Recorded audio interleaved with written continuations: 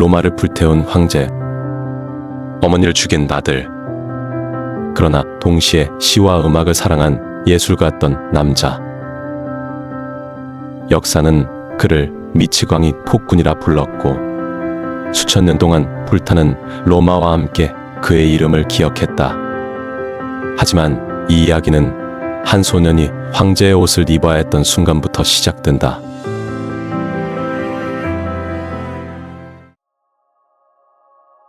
서기 54년 로마는 뜻밖의 황제를 맡게 된다. 겨우 16세 소년 네로는 갑작스레 세계 최대의 제국을 이끄는 자리에 올랐다. 그러나 이 왕좌는 네로가 스스로 쟁취한 것이 아니었다. 진짜 권력의 주인은 그의 어머니 아그리피나였다. 아그리피나는 로마 역사상 가장 야심찬 여인이었다. 아들을 황제로 만들기 위해 독살까지 서슴지 않았다는 소문이 돌았고 네로는 그저 그녀의 그림자였다. 로마 귀족들은 속삭였다. 로마의 황제는 네로가 아니라 그의 어머니다. 이 말은 소년의 마음속에 깊은 미움을 심어주게 된다. 사실 네로는 정치에는 큰 관심이 없었다. 전쟁도 행정도 원로원의 논쟁도 싫어했다. 그가 사랑한 것은 하나, 예술이었다. 로마의 황제가 무대에 직접 올라 노래를 부른다. 이것은 그 시대 기준으로 상상조차 할 수 없는 일이었다. 문제는 관객이 모두 억지 관객이었다는 것이다. 황제가 노래를 하면 누가 자리를 뜰 수 있겠는가? 네로가 예술에 빠져 정치에서 멀어지자 아그리피나의 조종은 계속되었다. 하지만 아이러니하게도 네로는 더 이상 조종받는 인형의 삶으로 살고 싶지 않아 했다. 내 삶을 빼앗긴 느낌. 네로의 마음속에서 증오가 자라기 시작했다. 그리고 어느 날 네로는 어머니를 제거하기 위한 기괴한 연극을 꾸민다. 바람이 불면 무너지는 구조의 배.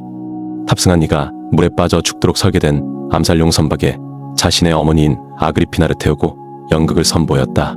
하지만 그 배는 실패했다. 아그리피나는 살아 돌아왔고 네로는 더 이상 망설이지 않았다. 조급해진 네로는 결국 자객을 보내 자신의 어머니를 직접 죽였다.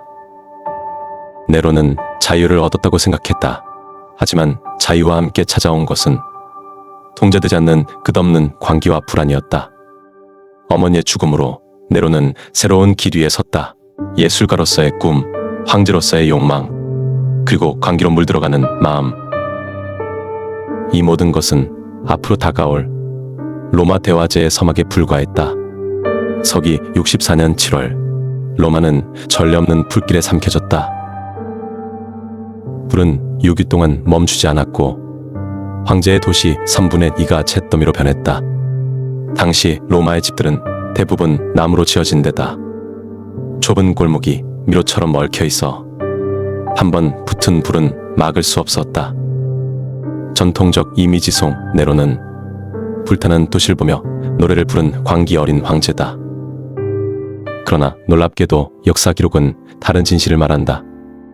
기록에 의하면 화재가 시작됐을 당시 네로는 로마에 없었다. 네로는 즉시 귀환했고 피해자들을 위해 황궁의 문을 여러 임시 숙소로 사용하겠으며 잿더미가 된 도시 재건을 지시했다. 하지만 네로의 노력에도 불구하고 민심은 등을 돌리고 있었다. 이유는 단 하나 불타버린 자리 위에 황제가 상상도 못할 규모의 황금 궁전을 짓기 시작했기 때문이다. 불길 속에서 집을 잃은 시민들은 불만을 토해내기 시작했다. 부르는 건 네로다. 도시를 태워 자기 궁전을 세우려 했다. 네로는 민심의 분노가 자신을 향하고 있음을 알고 있었다. 그는 결국 진실보다 정치적 생존을 택하게 된다. 그의 눈에 들어온 집단이 있었는데 그들은 바로 로마 사회에서 이미 이상한 자들로 낙인 찍힌 기독교인들이었다. 그들은 황제 숭배를 거부했고 박해를 피해 지하에서 비밀리에 모였으며 하나의 신을 믿는 독특한 종교였다. 종교와 문화가 달랐던 그들은 로마 시민들의 눈에 충분히 오해와 편견의 존재이자 대상이었다.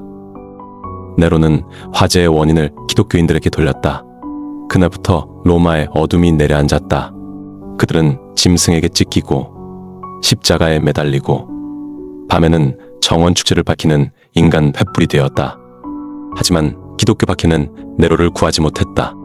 민심은 돌아오지 않았고 오히려 그의 잔혹함은 더 널리 알려졌다. 기독교 박해는 정치적 선택이었지만 그 선택은 네로에게 돌아오는 독이 되었다. 로마의 불길은 꺼졌지만 네로의 광기는 사라지지 않았다.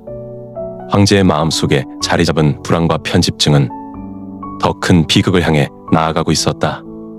불타버린 로마는 겨우 재건되고 있었지만 네로의 마음속 불길은 꺼지지 않았다. 대화제는 그를 삼켰고 기독교 박기는 제국 전체를 그의 적으로 만들었다. 네로는 로마의 황제였지만 더 이상 누구도 그의 편이 아니었다. 원로원은 네로를 두려워했고 귀족들은 그를 조롱했으며 군대마저 그를 황제로 존중하지 않았다. 예수를 사랑한 네로, 사람들에게 외면받은 황제, 그의 집착과 광기는 어쩌면 아무도 자신을 사랑하지 않는다는 사실을 받아들일 수 없었을 수도 있다. 의심은 네로의 심장을 잠식했고 그 의심은 칼이 되어 돌아갔다. 그의 스승 세네카, 아내 옥타비아, 가까운 친구들, 정적이 아닌 이들까지 단지 불안의 그림자라는 이유로 죽었다. 흔히 말하는 광기는 처음부터 광기가 아니었다. 그것은 두려움, 그리고 고독이었다. 하지만 아이러니하게도 네로의 통치 시절 로마의 예술과 문화는 화려하게 꽃피었다. 그는 로마 전역에 걸쳐 도로 인프라 개편, 대형 체육 경기장 건설, 예술 경기대회 네로니아 창설, 공연 예술 발전 등 폭군이었지만 동시에 예술의 후원자이기도 하며 모순된 두 얼굴이 하나의 황제 안에 공존했다. 서기 68년 제국의 서쪽 끝에서 반란이 일어났다.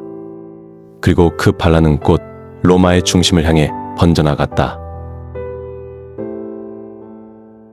황제를 지키던 근위대는 네로를 버렸다. 원로원은 그를 공공의 적이라 선포했다. 네로는 이제 도망자가 되었다. 그는 한때 세계의 중심이었지만 이제는 아무도 원하지 않는 쫓기는 황제였다. 그의 마지막 말은 이렇게 전해진다. 나는 얼마나 위대한 예술가로 죽는가.